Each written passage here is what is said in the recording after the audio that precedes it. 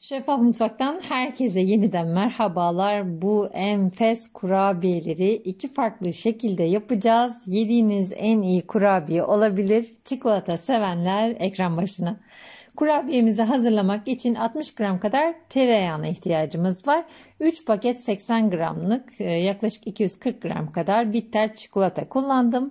Bitter çikolata ve tereyağını isterseniz benmari usulü isterseniz de mikrodalga yardımıyla eritmekle işe başlıyoruz.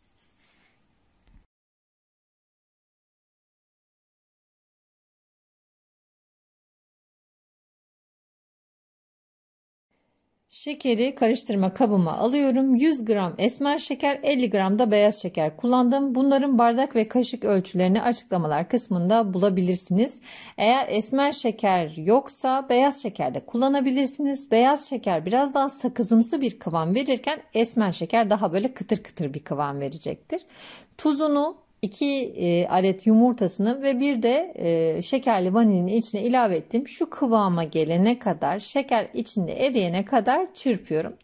Ve daha sonra içine 70 gram kadar un ilave edeceğim. Bu da bir su bardağına yakın, şöyle bir parmak eksik gibi düşünün. 200 mililitrelik su bardağıyla. Bir tutam tuzunu da ilave ettikten sonra gördüğünüz gibi karıştırıyorum. Aslında karışımımız oluştu. Dilerseniz bunu kabartma tozuyla, dilerseniz de kabartma tozsuz yapabilirsiniz. İki türlü de güzel oluyor. Kabartma tozu koymazsanız içi biraz daha brownie gibi, ama kabartma tozu koyarsanız daha havalı havalı oluyor. Bir tatlı kaşığı kadar kabartma tozu ekleyebilirsiniz. Mikrodalgadan çıkardığım çikolata ve tereyağını şöyle kendi içine bir karıştırdım. Daha sonra da kurabiye hamuruna karıştıracağım. Gördüğünüz üzere kaşıktan akan bir kıvamı var. Bu nasıl kurabiye olacak diye düşünenler varsa hemen söylüyorum. Buzdolabında 1 saat kadar dinlendireceğiz.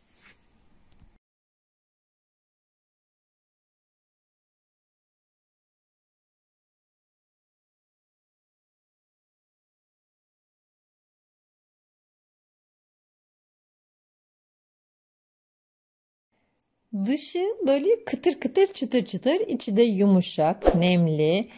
Böyle biraz brownie havasında bir kurabiye hazırlıyoruz. Aslında bu dünyaca ünlü cookie tarifi, işte kurabiye tarifi. Amerikalıların çokça yaptığı, bu damla çikolatalarla çikolataları parçalayarak yaptığı bir tarif. Bu tarif ise tamamen Derya Jerdev'e ait. Dilerseniz onun sayfasına da uğrayabilirsiniz. Muhteşem şeyler yapıyor. Zaten kendisi de ünlü bir şeftir. Buradan size tavsiyem olsun. Şimdi biraz ben içini farklı yaptım. Farklı ne yaptım? Bir su bardağı kadar fındık ilave ettim. Dilerseniz ceviz ya da badem de ilave edebilirsiniz. Ya da bu şekilde sade olarak da yapabilirsiniz.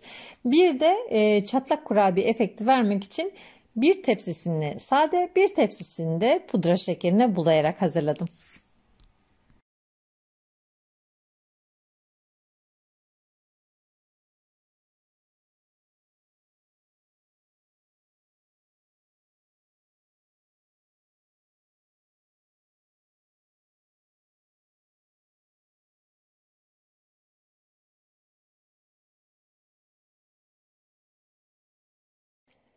Bir saat buzdolabında ya da yarım saat derin dondurucuda bekleterek de hazırlayabilirsiniz. Streç filmini üzerini kapatıyorum. Dolaba gönderiyorum.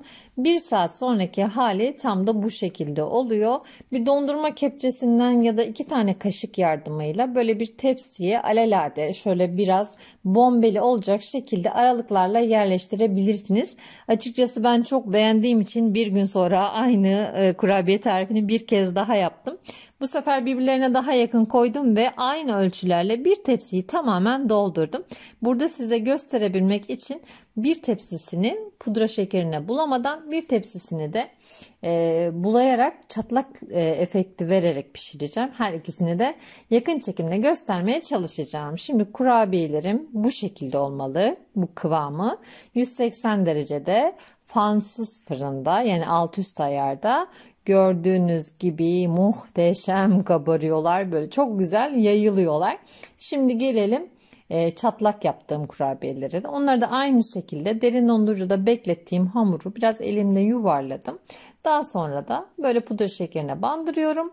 Tepsiyi aralıklı bir şekilde diziyorum ve fırına aynı şekilde gönderiyorum. Hemen hemen 12 ile 15 dakika arasında bütün kurabiyelerim pişiyor. Elbette ki yaptığınız boyutlar pişme süresini etkileyecektir. Büyük yaparsanız birazcık daha geç pişecektir.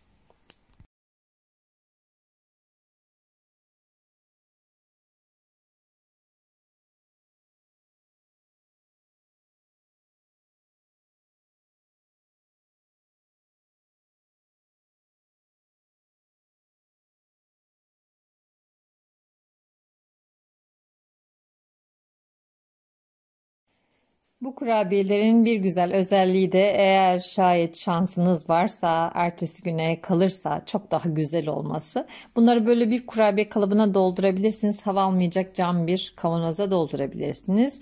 Buzdolabında da saklayabilirsiniz. Dışarıda da saklayabilirsiniz. Enfes oluyor. Böyle bir kahvenin yanına, bir çayın yanına yediği zaman insanlar diyorlar ki bunu nasıl yaptın? İşte tam da o kurabiyelerden. Şimdi fırından çıkarttığım görüntüsüyle sizi şöyle karşılasın. Fırından çıkardığınız zaman biraz hala yumuşak, dışarıya çıkartıp soğumaya başlayınca dışı kıtır kıtır, çıtır çıtır oluyor. İçi ama yumuşak ve hala çok güzel nemli oluyor. Finalde de bol bol göstereceğim inşallah.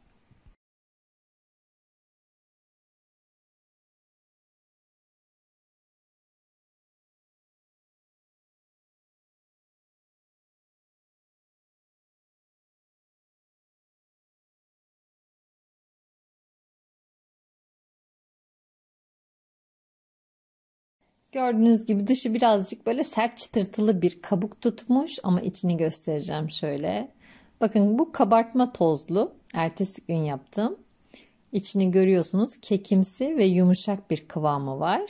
Çok güzel fındık dağılımı, ceviz dağılımı. Biraz badem de kattım ertesi gün yaptığıma. Yakın çekimde de göstermeye çalışıyorum. Şöyle biraz, hatta biraz daha kıracağım. Şu içini göstereceğim. Şekeri böyle baymıyor. Çünkü Amerikan kurabiyelerini genelde denediğim zaman tereyağı oranı çok fazla, şeker oranı çok fazla oluyor. Böyle bir tane yiyorsunuz, sizi tıkıyordu. Ben bu kurabiye tarifini biraz da şekeri daha diğerlerine nazaran az olduğu için beğendim. Bu da kabartma tozsuz tarif. İkisini de size gösteriyorum. Gördüğünüz gibi bunun içi birazcık daha ıslak. İstediğiniz gibi yapın. Benim fikrimi sorarsanız içine böyle bir çay kaşığı kadar kabartma tozu bence iyi olur. Yani böyle ağzınıza attığı zaman böyle hava boşluğuyla birlikte patlıyor. Gerekli gereksiz bütün detaylarla sizi boğduğum için kusuruma bakmıyorsunuz ve yeni tariflerde görüşmek için kanalımı takipte kalıyorsunuz. Hepinizi saygıyla, sevgiyle selamlıyorum. Hoşça kalın. Allah'a emanet olun.